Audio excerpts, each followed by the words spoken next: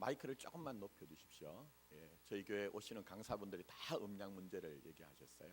그래서 조금만 뒤쪽에서 또 안 들리는다는 그런 반응들이 있어서 대림절이 이제 첫 번째 주간입니다. 세상에서 원력으로 달력으로 보면 이제 1월 달이 시작이지만 성서력으로는 이 대림절부터가 1년의 시작이 됩니다. 이 안에는 여러 가지 영적인 의미가 있습니다만 그 가운데 하나가 예수님이 내 삶에 오셔야 나는 진정한 삶을, 생명의 삶을 살 수 있다 하는 의미가 있습니다. 또 하나는 예수님이 오시면 우리가 세상적인 삶이 아니고 성경이 그려내고 있는 믿음의 삶을 살기 시작한다, 그런 의미가 있죠. 그게 바로 이제 대림절의 의미가 있습니다. 그렇기 때문에 대림절은 변화의 시기입니다. 특별히 이제 이 대림절이란 말은 어드벤투스라고 하는 이제 온다는 그런 말에서 왔어요. 연관해서 좀 우리가 단어를 살펴보면 어드벤처라고 하는 모험이라는 말과 연관이 있습니다. 그러니까 변화는 모험입니다. 모험은 안정은 아니에요. 내일이 보장되지 않는 것처럼 보여져도 우리가 믿음의 길을 이제 모험을 하는 것처럼 가야 되는 것이 바로 교회와 신자의 삶인 것입니다. 여러분 어떻습니까? 예수님을 만난 후로 내 삶의 변화가 있습니까? 아시는 것처럼 세계 역사는 BC와 AD로 나누잖아요. 비포 크라이스트, 예수님 오기 전과 안노 도미니, 예수님 오신 이후의 시간으로 나누는데요. 뭐 세계 역사 말고 나는 내 생애에 예수님을 만나기 전과 만난 후가 지금 어떻게 변화되고 어떻게 달라지고 있느냐 하는 것이죠. 자, 오늘 본문 말씀은 예수님을 만나서 변화된 사람 한 사람이 등장합니다. 대충 변한 게 아니에요. 대강 변한 것이 아닙니다. 전격적이고 전면적인 변화가 있었던 인생을 산 사람입니다. 변화에 대해서 얘기를 하자면 뭐 사실 성경에도 나오지만 어떤 면에 경영학에서 변화를 많이 얘기를 하더라고요. 지금은 이제 시간이 많이 흘러서 지금은 이제 많이 쓰여지는 것은 아닙니다만 1990년도 그때도 전 세계가 사실은 이제 요동을 치고 있었거든요. 그래서 마이클 해머라고 하는 경영학자가 리엔지니어링 이렇게 얘기를 했습니다. 그냥 바꾸는 게 아니고요, 완전히 전면적으로 이제 엔진을 바꾼다는 그런 의미가 되겠죠. 근데 보니까 이 사람이 몇 가지를 얘기했습니다. 첫 번째는 생각을 하라는 거예요. 무엇이 근본적이고 근원적인가 생각하라는 거예요. 그냥 해오던 일을 하면 안 된다는 겁니다. 뭐 경험상으로, 전통으로, 습관으로 하는 일들을 그냥 지속적으로 하는 것에서는 변화가 없다는 것입니다. 두 번째, 이 사람이 얘기한 것은 변화하려면 근본적인 것부터 변화시켜라. 피상적인 변화, 지역적인 변화, 임시 변통을 가지고는 안 통한다는 거예요. 철저하게 과거와는 결별을 하고 혁신을 해야 된다는 거예요. 의미가 있죠. 그 다음에 마지막 세 번째로는 극적으로 변화가 돼야 된다는 거예요. 극적으로 변화된다는 게 뭡니까? 이제 점진적인 것이 아니라 완만한 것이 아니라 어떤 면에서 아주 급격할 수가 있지만 그렇게 변화가 돼야 된다는 거예요. 그렇지 않으면은 이 사람 얘기가 살아날 방도가 없다는 겁니다. 자, 근데 보니까 이 사도 바울이 바로 그런 변화의 사람이에요. 근본적으로 달라졌죠. 급격하게 달라졌습니다. 그가 어떻게 달라졌습니까? 주님을 만나고 베냐민 지파라는, 또 히브리인 중에 히브리인이라는, 또 내가 바리새인으로서 율법의 의로는 한 점도 내가 어떤 것에는 흠이 없다 하는 그런 것들을 전부 다 버려버립니다. 잘라버립니다. 왜 그렇습니까? 그게 흑우라는 것을 알기 때문이에요. 그게 흑우라는 것을 알고 그게 장식물에 불과하다는 것을 알기 때문에 근본적이지 않은 것은 전부 다 잘라내버립니다. 그리고 철저하게 내게 있어야 되는 것, 예수님과 그의 십자가와 그의 은혜만을 남겨놓습니다. 그리고 그 예수님과 그 십자가와 은혜만을 전하는 사람이 되는데요, 어느 정도로 철두철미하게 전하느냐, 내 생명을 다 내어주고서라도 내가 이것을 전하겠다, 달려가겠다, 고군분투하겠다고 얘기를 하는 거예요. 자, 그렇다면 이 사도 바울의 모습을 우리가 지난주부터 살펴보고 있는데 그 모습이 뭔가 다시 한번 여러분이 복기를 한번 해보시기 바랍니다. 자, 먼저 17절 한번 올라가 보십시오. 또 나보다 먼저 사도된 자들을 만나려고 예루살렘으로 가지 아니하고 어디로 갔다고요? 아라비아로 갔다. 지난주에 제가 첫 번째 변화의 단계는 성찰하는 삶이라고 얘기했어요. 마구 달려가지 않는다는 거예요. 습관적으로 전통적으로 달려가지 않는다는 거예요. 내가 하던 일이기 때문에 고집하며 하지 않는다는 거예요. 성찰하고 반추하고 반성하면서 그렇게 이제 살아가는 거예요. 자, 그 다음에 두 번째 17절 하반절, 다시 다메섹으로 돌아갔노라. 다메섹은 아신 것처럼 주님을 만난 영광의 장소이지만 또 하나는 아픔이 있는 곳입니다. 내가 예수를 믿었는데 예수 믿는 사람들이 나를 오해하고 있어요. 저 사람이 과연 진짜 변한 것인가 지금 오해를 하고 있다는 거예요. 그리고 과거에 나를 지지하고 격려하던 사람들은 전부 다 등을 돌리고 심지어 나를 죽이려 하는 일들이 있습니다. 그러나 포기하지 않습니다. 해야 되는 일을 하는 것, 그게 바로 변화의 중요한 요소라고 말씀을 드렸습니다. 자, 그럼 오늘 본문 말씀을 통해서 남겨진 그 사도 바울의 변화된 모습이 무엇일까? 이제 2017년이 얼마 남지 않았는데 대림절이 첫 번째 주간 시작되는데, 제가 말씀드린 것처럼 이 대림절은 영적인 몸이 돼야 되는데 어떤 변화를 해야 되는가 하는 것입니다. 먼저 주님은 우리에게 진정한 변화는 교회를 생각하는 것이라고 얘기합니다. 진정한 변화는 하나님의 나라의 현존인 교회를 온전케 하고 교회를 세우는 것이 진짜 삶의 변화, 영적인 변화라고 말씀하고 계세요. 자, 18절부터 19절 말씀 다시 봅니다. 그 후에 3년 만에 내가 게바를 방문하려고 어디로 올라가죠? 예루살렘 올라갑니다. 이상하지 않습니까, 여러분? 과거엔 예루살렘 올라가지 않았어요. 그런데 내가 예루살렘 올라가서 그와 함께 15일을 머무는 동안 주의 형제 야고보 외에 다른 사도들을 보지 못하였노라. 그렇게 얘기를 하고 있어요. 이미 말씀드린 것처럼 그냥 읽으면 그럴 수 있다 생각하지만 17절 말씀에 이미 이 사도 바울은 예루살렘에 가지 아니했다고 얘기를 하고 있어요. 물론 제가 지난주에 밝힌 이유도 있습니다만 이 사도 바울이 주님을 만난 후에 예루살렘을 올라가지 않은 이유가 하나 있습니다. 숨겨진 내포된 그런 동기가 있습니다. 자, 그 앞에 보시면 이런 말이 등장을 해요. 또 나보다 먼저 사도된 자들 얘기합니다. 이건 주님의 제자죠. 주님이 직접 불러내시고 공생애 동안 함께 하시면서 궁극적으로 주님의 죽으심과 벌하심을 함께 본 그 사람들이 바로 먼저 사도된 자들입니다. 근데 사도 바울이 이 얘기를 하는 이유가 있습니다. 그걸 강조하는 이유가 있습니다. 그게 뭡니까? 나도 사도라는 거예요. 나도 사도라는 거예요. 비록 내가 예수님의 12명의 제자들처럼 직접적으로 주님 앞에 부름을 받고 공생을 함께 하면서 주님의 그 십자가의 죽으심과 부활하심을 본 것은 아니지만 나도 주님 앞에 부름을 받아서 이방인의 그릇으로 사도로 부름받은 사도라는 거예요. 그걸 지금 내포를 하고 있는 것입니다. 그래서 오늘 여기에 보니까 사도 바울이 굳이 과거에는 예루살렘을 올라가지 않았어요. 괜찮다는 거예요, 여러분. 근데 사도 바울이 아라비아 광야로 가서 주님을 묵상합니다. 철저하게 묵상합니다. 내게 일어난 사건의 의미들을 하나하나 곱씹어 봅니다. 그러면서 그의 마음이 변화가 됩니다. 그러면서 예루살렘을 올라갑니다. 그 예루살렘에 누가 있습니까? 다른 사람이 있는 것이 아닙니다. 이미 있었던 그 예수님의 제자 베드로와 또 주님의 육신의 형제였던 야고보와 같은 사도들이 거기에 있는 거예요. 그런데도 거기에 올라가는 거예요. 왜 올라갑니까? 교회가 뭔지를 알기 때문이에요. 교회를 온전하게 하는 것이 진짜 신앙이구나 하는 것을 알았기 때문에 올라간 거예요. 사도행전에 보시면요, 9장 26절부터 31절까지 보면 이 사도 바울이 바나바와 함께 예루살렘에 올라간 장면이 기록되어 있습니다.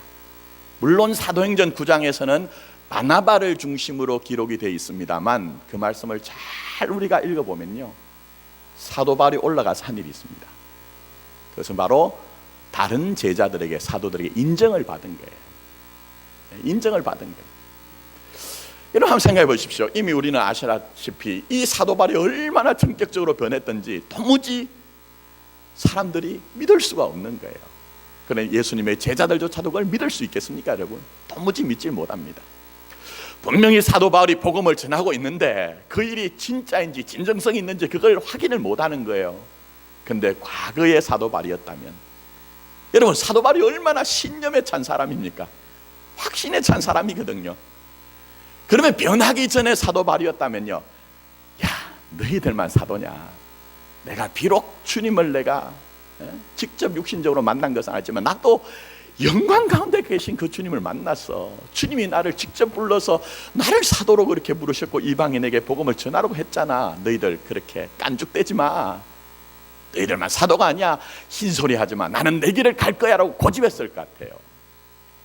근데 정말 주님 앞에서 묵상하며 철저하게 내 삶이 어떻게 해야 될까 생각할 때에 그의 눈이 열려지기 시작합니다. 뭐에 대해서 열려집니까? 몸된 교회, 주님의 몸된 교회에 대해서 눈이 열려진 거예요. 교회는 조직이 아니란 사실을 알게 됩니다. 교회는 건물이 아니란 사실을 알게 됩니다. 교회는 사람들이 모여서 회의하는 곳이 아니란 것을 알게 됩니다. 교회는 머리가 되시는 주님 앞에 연합하여 상합하여 그 몸으로 존재하는 그 영광스러운 것이 주님의 몸된 교회인 것을 깨닫게 된 거예요. 그리고 나는 그 몸의 지체로 참여하는 거예요. 그 몸의 지체로 참여하는 거예요. 그러니 교회가 소중한 거예요. 교회가 소중한 거예요. 교회가 어찌하든지 온전케 되어서 주님의 복음만이, 주님의 영광만이 흥왕했으면 좋겠다는 마음이 있기 때문에 내가 분명히 옳지만, 내가 고집할 수 있지만 그거 다 내려놓고 예루살렘에 올라가서 내가 이렇게 예수님 만났습니다. 내가 이렇게 예수님 만났습니다. 진짜 내가 주님을 만났습니다. 그리고 내가 이렇게 복음 전하는 것은 먼저 선배된 여러분들이 잘 이해하시다시피 주님이 내게 부르심 속에서 나를 부르신 그 부르심이 있어서 내가 이렇게 생명이라도 아깝지 않은 것으로 알고 지금 이렇게 달려가는 인생을 사는 것입니다. 저 좀 인정해 주세요. 저 좀 인정해 주세요. 그렇게 되어진 거예요, 여러분. 여러분 지금 이 시간 예배를 드리시는데 이 주님의 몸된 교회를 어떻게 생각하십니까? 이 교회를 어떻게 생각하시느냐 하는 거예요. 현실적인 교회는요, 죄 앞에서 때로는 무기력합니다. 제가 목회를 하다 보니까 교회라는 것이 거짓에 정말 미혹을 너무너무 쉽게 당하더라고요. 너무너무 쉽게. 세상의 강력한 힘 앞에서는요, 우리가 얼마나 비루하고 초라한지 몰라요. 그러나 여러분, 그렇게 약해 보이는 교회지만 하나님은 분명히 예수 그리스도의 십자가의 죽으심과 부활하심을 통해서 직접 만들어낸 것이 교회입니다. 직접 세우신 것이 주님의 몸된 교회예요. 그래서 여러분, 하나님의 구속의 영광은 이 땅에 수많은 기관들, 조직들, 뭐 대단한 것들이 있어도 교회를 통해서만 구속의 역사가 일어나는 거예요. 한번 보십시오. 이 세상에 있는 것들 속에 얼마나 강한 것, 뛰어난 것, 화려한 것이 많이 있습니다. 예를 들면 세상의 힘의 권력의 총화라고 하는 청와대에 비하면요, 우리 교회는 아무것도 아닙니다, 여러분. 그렇지 않습니까, 여러분? 강 하나만 지나가면 국회의사당이 있는데 그 국회에서 모이는 그 국회의원들이 모여서 결정하는 일들은요, 그래도 제가 볼 때 이 나라의 어떤 역사를 쥐락펴락 할 수 있는 일들을 할 수 있는 거예요. 근데 우리는 그렇게 되지 않거든요, 여러분.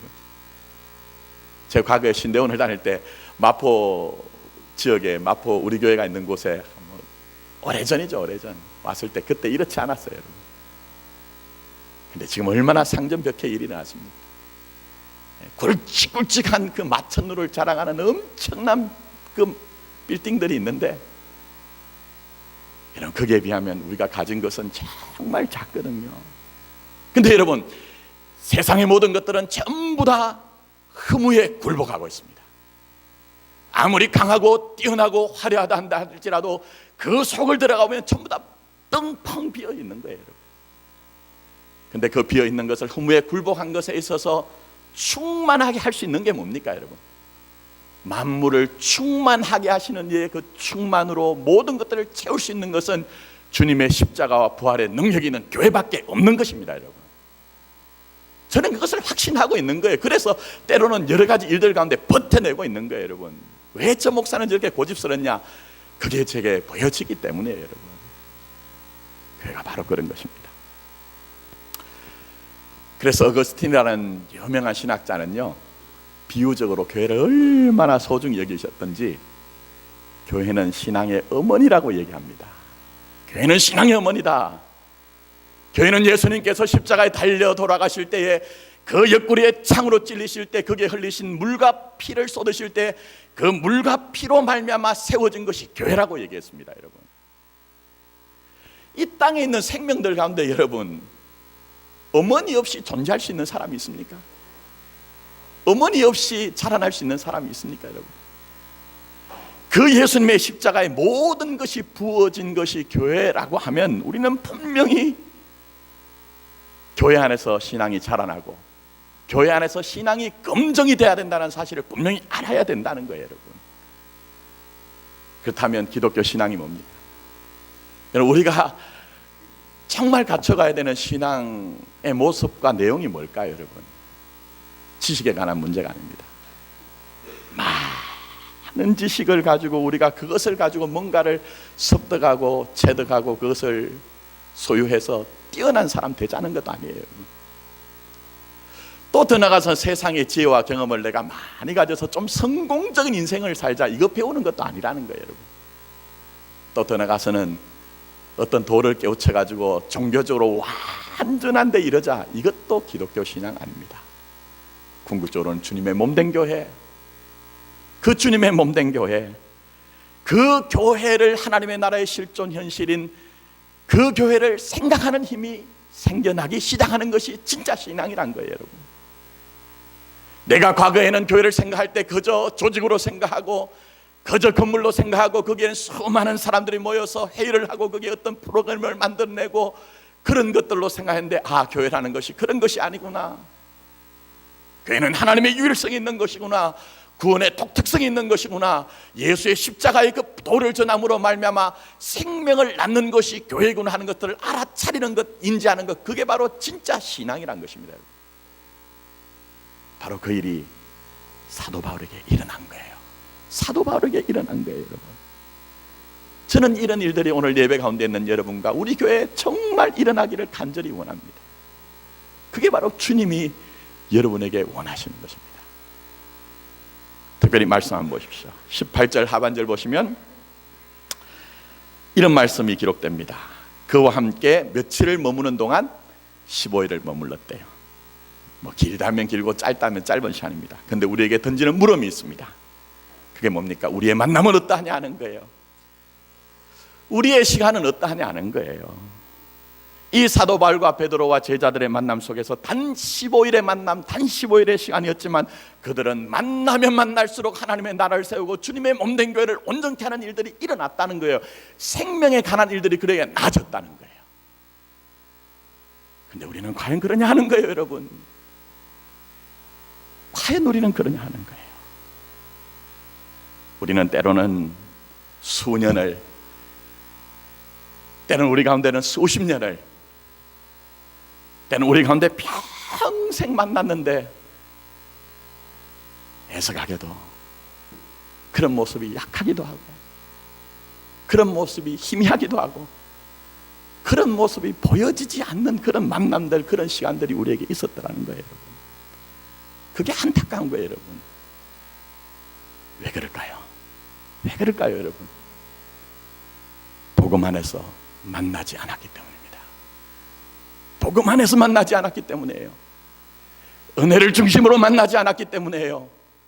예수를 만난 내 삶의 간증을 가지고 만난 것이 아니라 인간적인 만남이 있었기 때문에 그 안에서 우리는 많이 만났지만, 많은 세월이 흘렀지만 생명을 낳는 일들이 우리에게 일어나지 않은 거예요. 여러분, 잘 보십시오. 여러분, 때로는 많이 만났습니다. 빈번하게 만나기도 하고 많은 세월이 흘렀는데 과연 우리의 만남은 정말 하나님의 나라에 합당하냐? 때로는 제가 가만히 보니까요, 안타깝게도 세상에서 그런 말이 통하잖아요. 어제의 동지가 오늘의 적이 되고 어제의 적이 오늘의 뭐가 된다고요? 동지가 되더라. 그게 전부 다 세상적이고 육적인 만남의 현실이거든요. 근데 우리의 만남이 다 그런 것은 아니지만 그런 모습이 언뜻 보여지더라는 거예요. 하나님의 나라와 전혀 상관없는 만남과 시간이 있더라는 거예요. 여러분, 이제는 변화돼야 됩니다. 바뀌어져야 됩니다. 근본적으로 바뀌어야 됩니다. 전격적으로 변화가 돼야 됩니다. 그래야지만 하나님의 나라로 생명으로 살 수가 있는 것입니다. 저는 우리의 발걸음이 다시 예루살렘을 올라갔던 이 사도 바울처럼 주님의 몸된 교회를 생각함으로 말미암아 주님의 몸된 교회를 온전케 하시는 여러분의 믿음의 선택이 되고 결단이 되는 축복이 있기를 예수님의 이름으로 원합니다. 마지막으로 봐야 되는 것이 있습니다. 진정한 변화란 무엇일까요? 진정한 변화란 무엇일까요? 마지막으로 우리에게 보여주는 진정한 변화는 변화된 삶을 통해 하나님 앞에 영광을 돌리는 거예요. 변화된 삶을 통해 하나님 앞에 영광을 돌리는 것. 자, 말씀을 봅니다. 21절부터 24절 읽은 말씀이지만 조금 길지만 다시 읽습니다.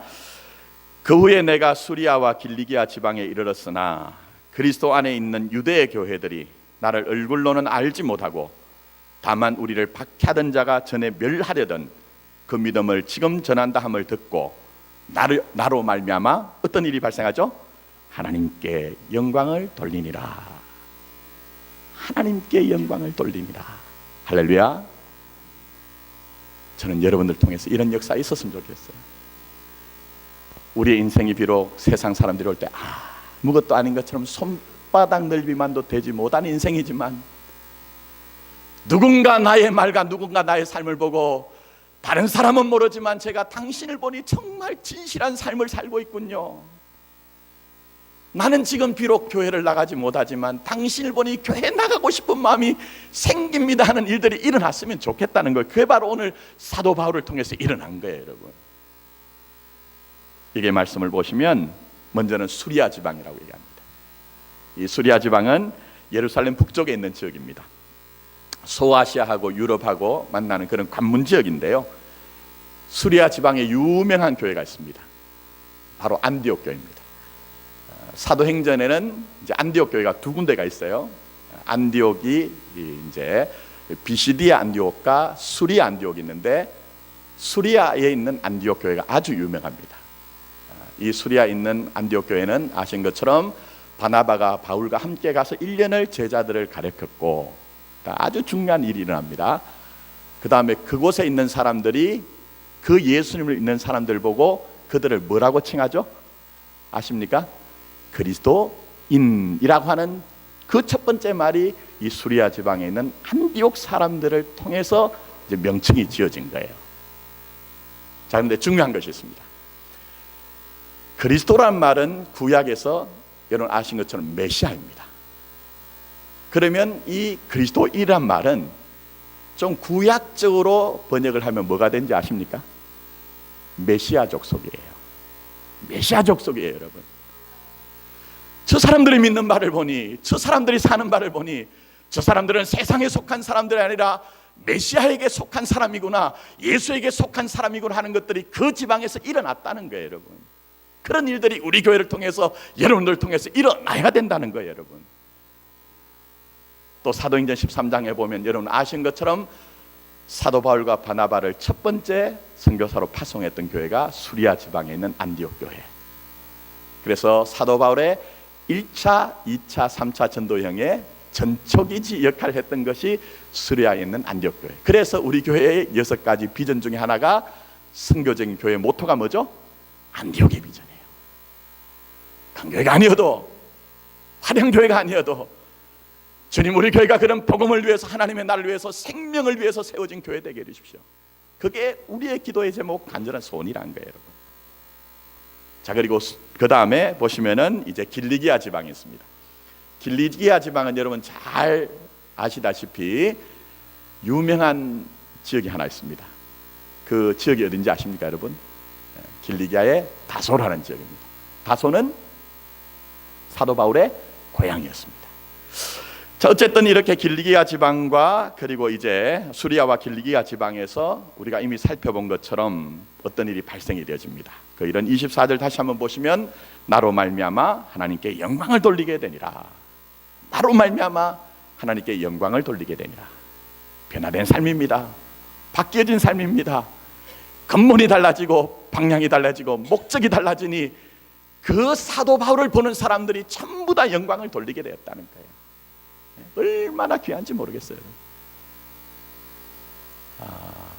제가 한 주에 한 번씩 이제 목사님 한 분을 만납니다.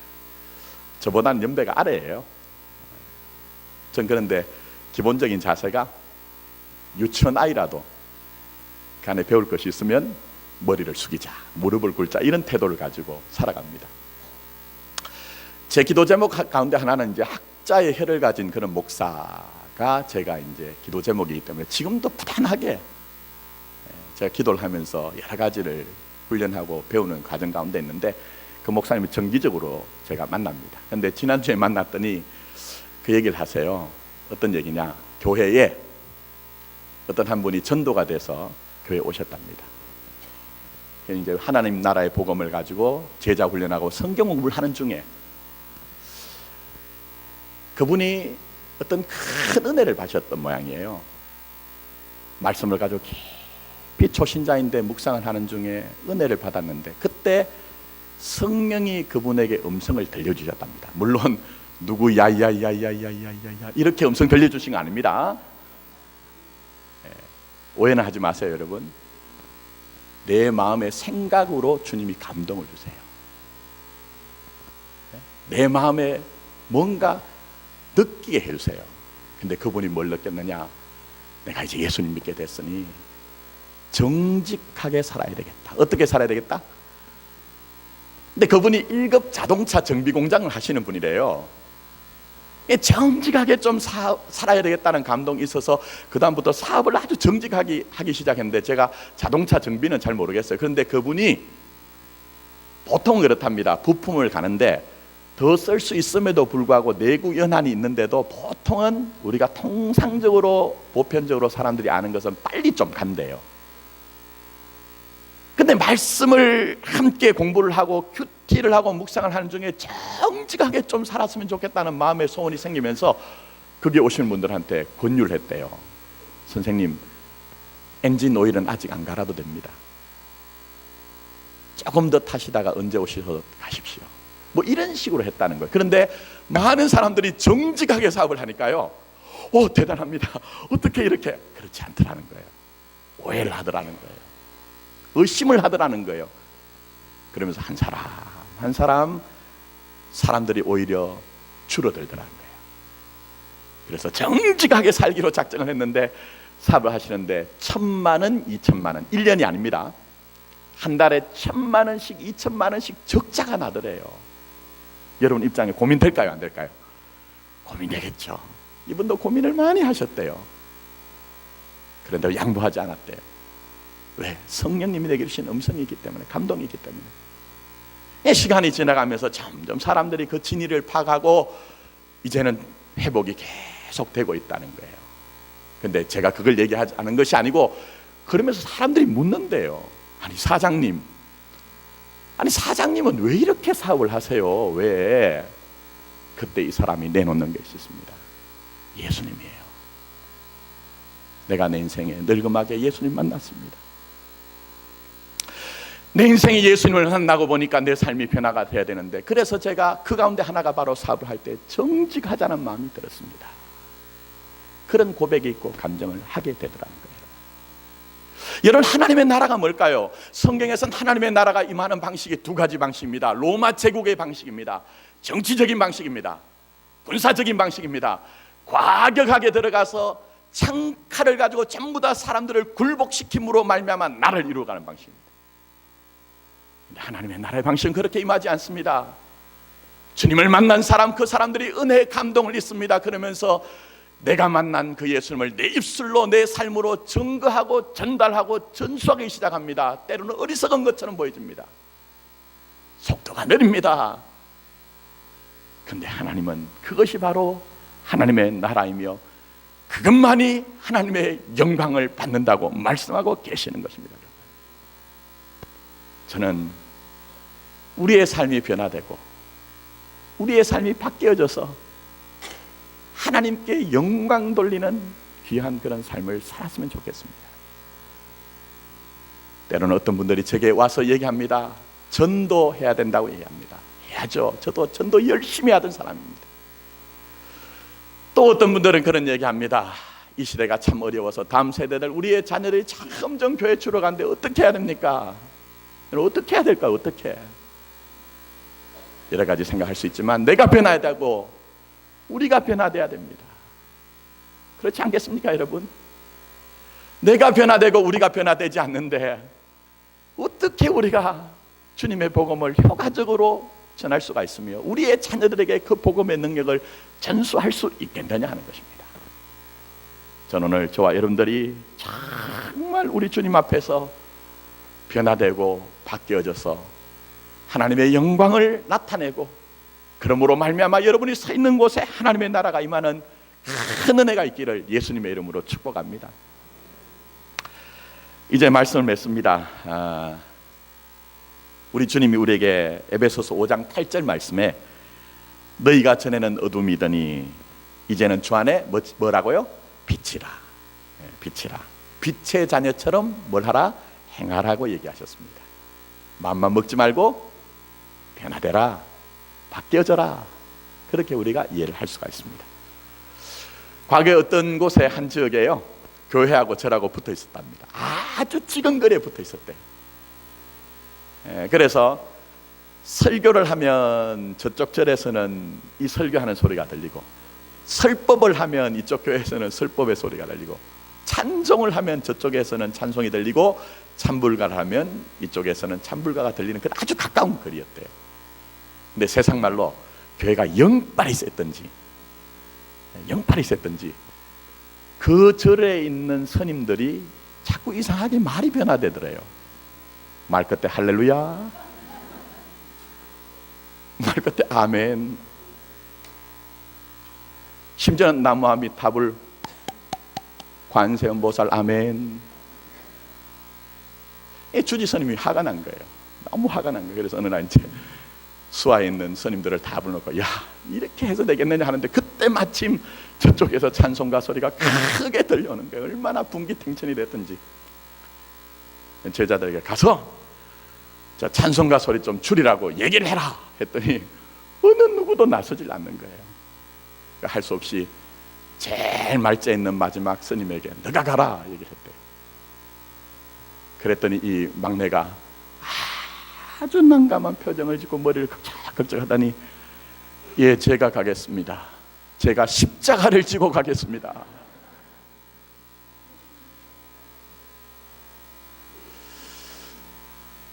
제가 여러분에게 늘 드린 말씀이 있죠. 이 안에 새 한 마리만 들어와도, 생명 있는 새 한 마리만 들어와도 우리는 지금 이 순간 예배를 제대로 드릴 수가 없을 겁니다. 생명은 역사가 있습니다. 생명은 역사가 있습니다. 생명은 변화가 있습니다. 생명은 바뀌어져야 됩니다. 살아계시며 역사하시는 주님을 만났다면 우리의 삶은 그대로 있을 수가 없는 거예요. 변화가 돼야 되는 거예요. 바뀌어져야 되는 거예요. 어떻게? 아라비아로 광야로 가며 다시 다메섹으로 올라가며 다메섹에서 예루살렘으로 올라가며 예루살렘에서 다시 수리아와 길리기아 지방으로 올라갔던 그 바울처럼 단순히 지리적인 이동이 아닙니다. 그러나 소중한 영적인 의미가 있습니다. 다시 한번 이 발걸음을 묵상하시면서 이 대림절을 맞아서 이 2017년을 마무리하면서 여러분 크고 위대한 삶 살지 않아도 돼요. 주님 그거 우리에게 요청하지 않습니다. 작지만 정말 작지만 변화된 그 한 발걸음을 걸어감으로 말미암아 우리 자신이 하나님의 나라로, 우리 자신이 주님의 몸된 교회로, 그래서 하나님께 영광 돌리는 삶이 되기를 예수님의 이름으로 축복합니다. 아멘. 기도드리겠습니다.